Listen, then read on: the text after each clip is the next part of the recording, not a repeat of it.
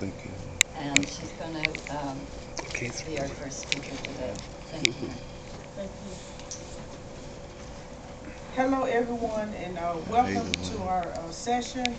We're Rural Fellows with the Rural Development Leadership Network, and as she was saying, I'm an entrepreneur. I have several businesses.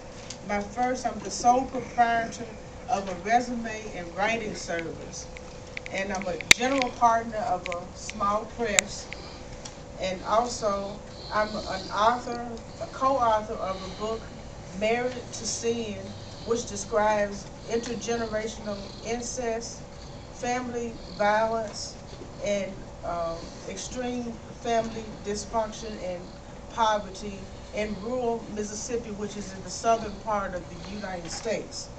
And I'm also the author of James Meredith, Warrior, and the America that created him.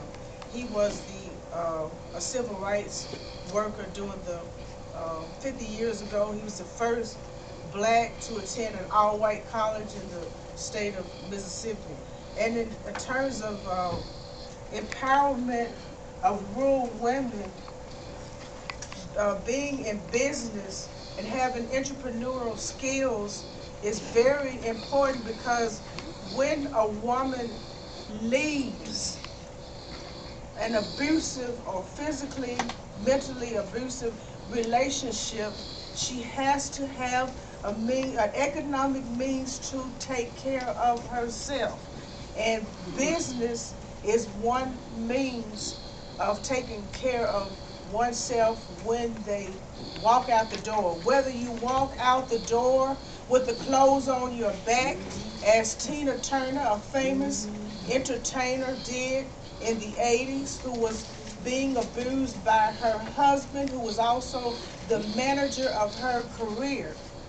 Or if you leave with the suitcase and you leave the house behind, the car that's 3 years old, and you go, you still have to take care of yourself. And I was reminded that just last week I was speaking to my husband's nurse, and she said to me that the hardest part about her leaving was doing it all. She had to be mama and daddy, pay all the bills, take care of all the children, manage their lives, and it was so difficult. She told us that it was difficult because she was, even though her husband was mentally abusive, he never had anything good to say to her, but he helped pay the bills. And he picked the kids up from daycare and did different things. But she said the other thing that was very troubling to her was falling in love again. She had met this beautiful, nice man, but she took the baggage from her first relationship into the second relationship. It took her 5 years to fall in love with this good man that she had. Thank God he stayed there the 5 years when she was having a difficult time. But one of the things that I think is so important about being a business proprietor, first you got to have a product, you got to be able to take it to market, you got to have a reasonable price, and then you've got to be able to make a profit. And in order to know if you're making a profit or not, you've got to keep books. You got to know how much it costs and how much you got to sell before you can break even, and all of those kinds of things. That's very important.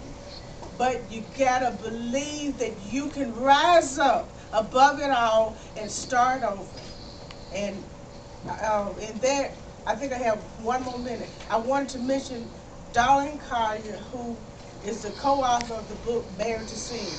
She was in an abusive relationship for almost 40 years, never left. And in the end, her husband unfortunately died.